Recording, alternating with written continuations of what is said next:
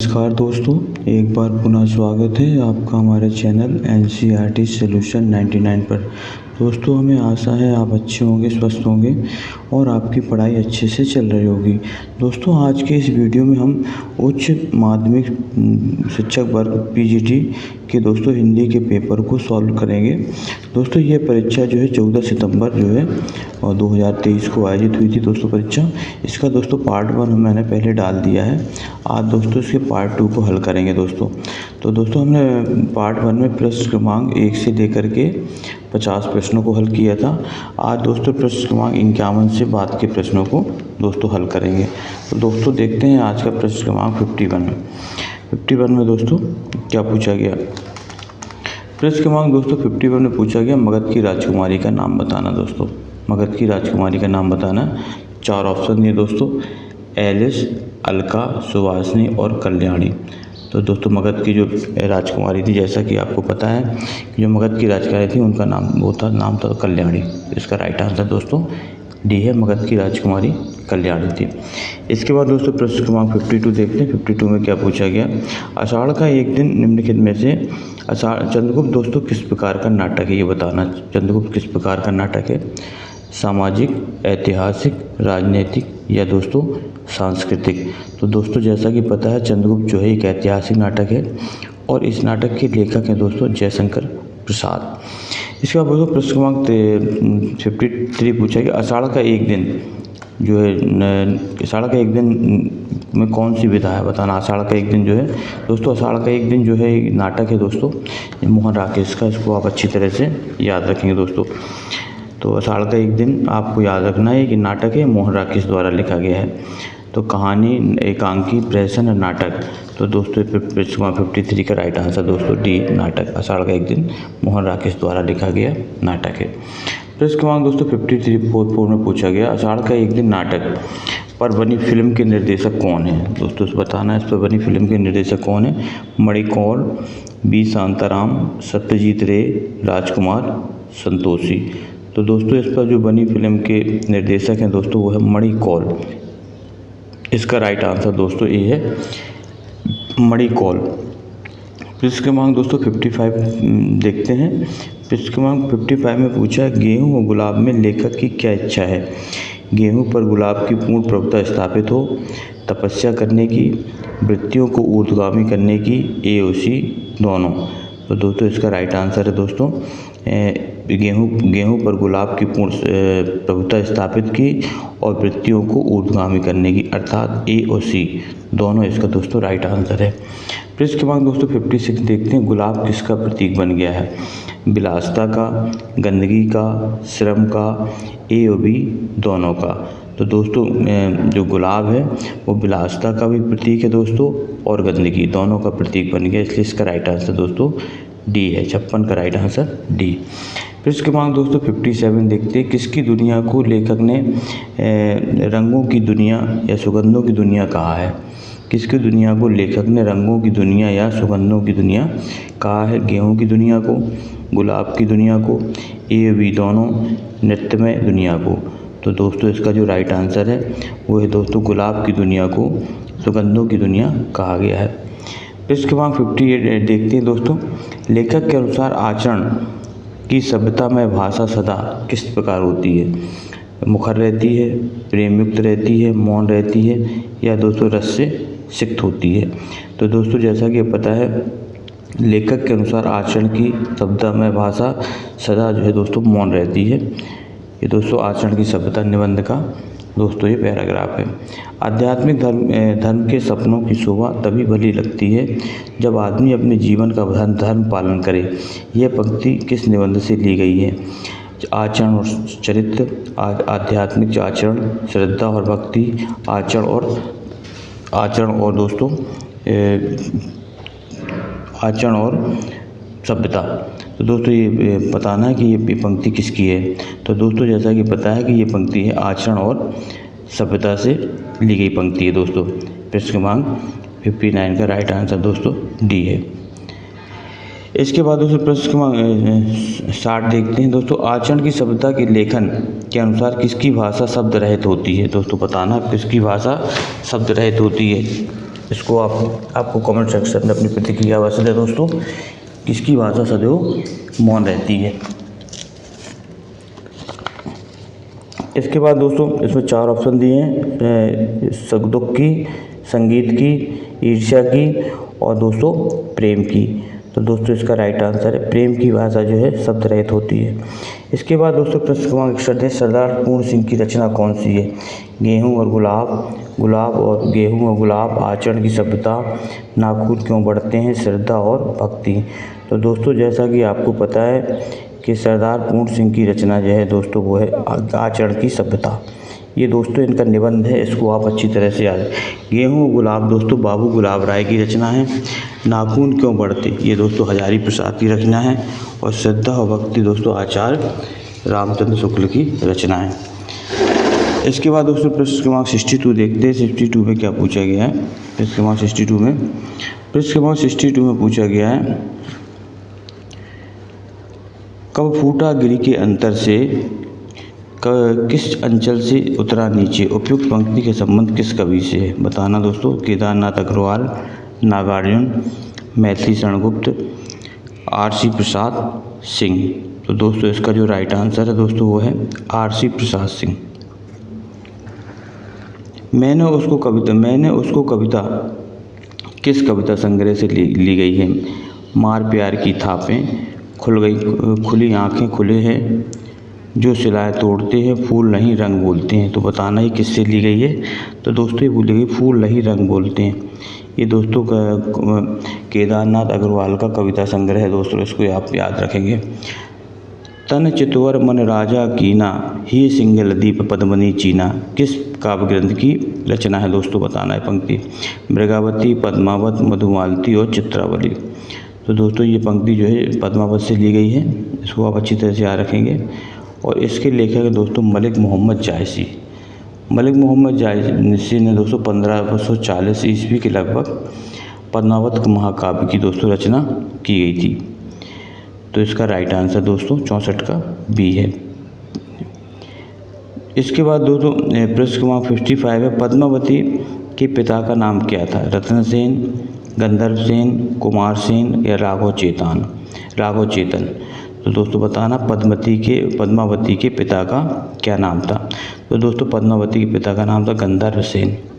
प्रश्न क्रमांक 66 देखते हैं, निम्नलिखित में से किस पंक्ति के माध्यम से श्री कृष्ण कीर्तन किया जा सकता है? तेहि जन्म बिनु तोहि समबोध साग लहरी समाना, अपरूप के भी विधि मरोहल खिलतल लावनी सार, जय जय भैरवी असुर भयायन पशुपति भामिनी माया, देख देख राधा रूप अपार। दोस्तों बताना है किस पंक्ति के माध्यम से श्री कृष्ण कीर्तन किया जा सकता है? तो दोस्तों इसका राइट आंसर ए है, तेहि जन्म बिनु तोहि समबोध साग लहरी समाना।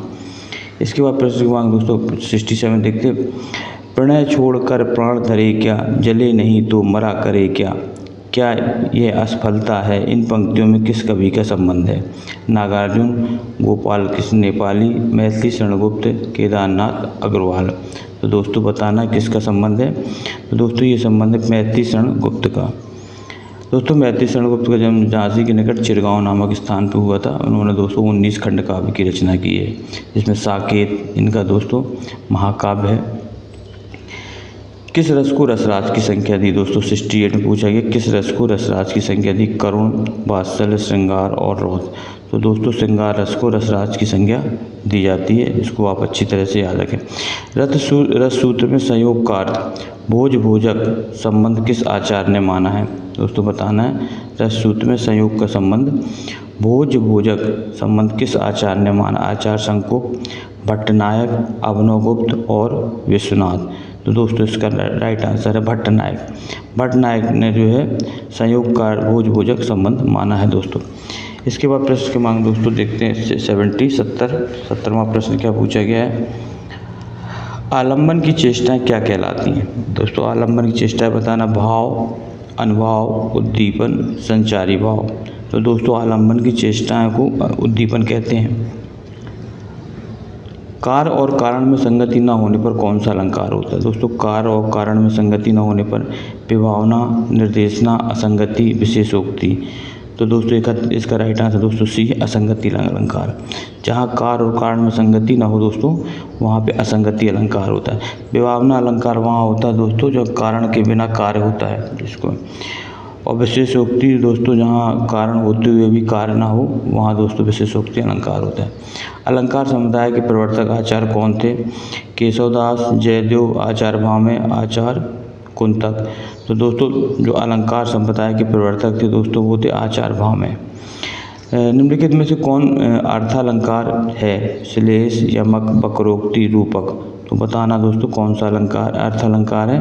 तो दोस्तों इसका राइट आंसर सी वक्रोक्ति जो है दोस्तों अर्थालंकार है। दोस्तों जिसमें जो है दोस्तों अर्थालंकार अर्थालंकार दोस्तों रूपक अलंकार है, इसको आप अच्छी तरह से याद रखें, ना कि वक्रोक्ति अलंकार। इसका प्रश्न दोस्तों 74 अलंकार कितने प्रकार के होते? 1, 2, 3 और 4। तो दोस्तों अलंकार आपको सभी को पता होगा कि अलंकार दोस्तों 3 प्रकार के होते हैं, शब्द अलंकार, अर्थ अलंकार और उभय अलंकार। प्रयोग के आधार पर सर्वनामों के कितने भेद हैं? 6, 7, 8 और दोस्तों 9। तो दोस्तों प्रयोग के आधार पर जो सर्वनाम के भेद हैं दोस्तों वो 6 है, इसको आप याद रखेंगे। निम्नलिखित में से संबंधवाचक सर्वनाम का चयन करें। आप, जो, यह, वह। तो दोस्तों इसमें जो संबंधवाचक सर्वनाम है वो है दोस्तों भी जो, सो, ये दोस्तों संबंधवाचक सर्वनाम है। निम्नलिखित में से कौन सा कथन एक सर्वनाम के बारे में असत्य है? भाषा चंद्रोदय में सर्वनाम के लिए संज्ञा प्रतिनिधि शब्द का प्रयोग किया गया है। सर्वनाम एक अविकारी शब्द है। सर्वनाम का रूपांतरण पुरुष वचन और कारक की दृष्टि से होता है। सर्वनाम में केवल 7 कारक होते हैं। तो दोस्तों इसका राइट आंसर है दोस्तों सर्वनाम एक अविकारी शब्द है। ये गलत है दोस्तों, असत्य है। सर्वनाम दोस्तों ये विकारी शब्द में आता है, ना कि अविकारी में। स्वर संधि के कितने भेद होते हैं? 3, 4, 5 और 6।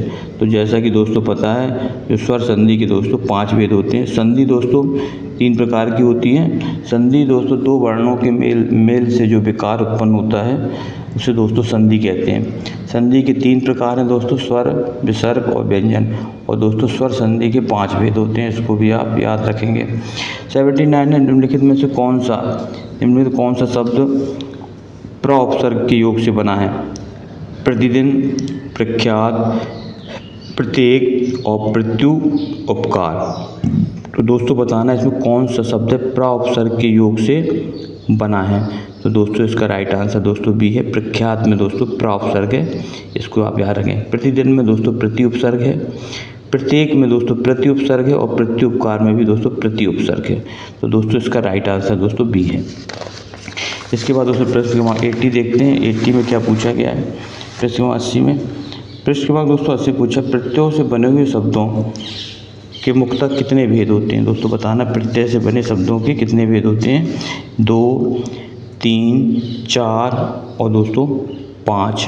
तो दोस्तों इसका राइट आंसर है 2। प्रत्ययों से बने हुए शब्दों के मुख्यतः 2 भेद होते हैं। इसके बाद प्रश्न क्रमांक 81 देखते हैं। महावीर प्रसाद द्विवेदी सरस्वती पत्रिका के संपादक किस वर्ष नियुक्त किए? 1900, 1902, 1903, 1905। तो दोस्तों आपको जैसा कि पता होगा कि जो महावीर प्रसाद द्विवेदी हैं उन्होंने सरस्वती पत्रिका का जो दोस्तों कार्यभार 1903 में संभाला था। दोस्तों 1903 से लेकर 1920 तक दोस्तों ये सरस्वती पत्रिका के संपादक रहे। हिंदी का प्रथम पत्र जो किसे माना जाता? उद्दंड मार्तंड, बनारस अखबार, प्रज्ञा हितैषी और दोस्तों बुद्धि प्रकाश। तो दोस्तों हिंदी का जो पहला समाचार पत्र है वो उद्दंड मार्तंड को माना जाता है, जिसके संपादक दोस्तों पंडित जुगल किशोर थे और दोस्तों ये कलकत्ता से प्रकाशित होता था। ब्राह्मण का प्रकाशन कहाँ से होता था? बनारस, कानपुर, इलाहाबाद और दोस्तों बरेली। तो दोस्तों ब्राह्मण का प्रकाशन दोस्तों कानपुर से होता था और दोस्तों इसका प्रकाशन करते थे पंडित प्रताप नारायण मिश्र। लाहौर से प्रकाशित होने वाली पत्रिका कौन सी है? दोस्तों बताना। लाहौर से प्रकाशित होने वाली चांद, सुधा, कर्मयोगी, ज्ञान प्रदायिनी। तो लाहौर से दोस्तों जो प्रकाशित होने वाली पत्रिका थी वो थी दोस्तों ज्ञान प्रदायिनी। ये दोस्तों पत्रिका लाहौर से प्रकाशित होती थी। कलकत्ता से विशाल भारत का प्रकाशन किस वर्ष में हुआ? कलकत्ता से विशाल भारत का प्रकाशन किस वर्ष हुआ? 1920, 1925, 1928, 1930। तो दोस्तों इसका जो राइट आंसर है वो दोस्तों 85 का, वो है सी 1928 में दोस्तों इसका विशाल भारत का कलकत्ता से प्रकाशन हुआ। खींचो ना कमानों को ना तलवार निकालो, तोप मुकाबिल हो तो अखबार निकालो, किसने कहा था? शायर लुधियानवी, अकबर इलाहाबादी, दुष्यंत कुमार और दोस्तों भारतेंदु हरिश्चंद्र। तो दोस्तों ये कथन था दोस्तों अकबर इलाहाबादी कथन था कि खींचो ना कमानो ना तलवार निकालो, तोप मुकाबिल हो तो अखबार निकालो। अकबर इलाहाबादी का दोस्तों कथन था। प्रसिद्ध खड़ग विलास प्रेस किस शहर में है? दोस्तों बताना। प्रसिद्ध खड़ग विलास प्रेस जो है कहाँ है? बनारस, इलाहाबाद, दरभंगा और दोस्तों पटना। तो दोस्तों ये पटना में है खड़ग विलास प्रेस। निम्नलिखित में से किस रचना को साहित्य अकादमी पुरस्कार प्राप्त हुआ? दोस्तों बताना किस रचना को साहित्य अकादमी पुरस्कार मिला। 4 रचना दी हैं दोस्तों। पहला है कलम का सिपाही, गबन, कर्मभूमि और दोस्तों इनमें से कोई नहीं। तो दोस्तों इसमें जो साहित्य अकादमी पुरस्कार मिला वो दोस्तों कलम का सिपाही को मिला। ये दोस्तों जीवनी है अमृत राय की। के बिरला फाउंडेशन द्वारा दिया जाने वाला पुरस्कार कौन सा है? सरस्वती, साहित्य अकादमी सम्मान, सलाका सम्मान, इनमें से कोई नहीं। तो दोस्तों के बिरला फाउंडेशन द्वारा दिए जाने वाला जो दोस्तों पुरस्कार है वो दोस्तों सरस्वती सम्मान के नाम से जाना जाता है। इसका राइट आंसर दोस्तों ये है। उत्तर प्रदेश हिंदी संस्थान द्वारा प्रदान किए जाने वाला पुरस्कार दोस्तों ज्ञानपीठ, भारत भारती, सलाका, इनमें से कोई नहीं। तो दोस्तों इसका जो राइट आंसर दोस्तों भारत भारती सम्मान जो है उत्तर प्रदेश हिंदी संस्थान द्वारा दिया जाता है। महादी वर्मा को किस रचना के लिए ज्ञानपीठ पुरस्कार मिला था? निहार, सांदगीत, यामा, इनमें से कोई नहीं। तो दोस्तों इसका राइट आंसर यामा में दोस्तों उनकी निहार, रश्मि, नीरजा और सांदगीत, ये चारों रचनाओं का दोस्तों संकलन यामा में मिलता है। सुमित्रानंद पंत किस रचना के लिए दोस्तों ज्ञानपीठ पुरस्कार मिला था? तो दोस्तों सुमित्रानंद पंत 4 रचना है, कला हो बूढ़ा चांद, ग्राम्या, पल्लव और दोस्तों चितंबरा। तो दोस्तों ज्ञानपीठ पुरस्कार मिला था उनकी चितंबरा काव्य पर। प्रश्न क्रमांक दोस्तों देखते 93 निम्नलिखित रचनाकारों को किन रचनाकारों को जिनको ज्ञानपीठ पुरस्कार प्राप्त हुआ है?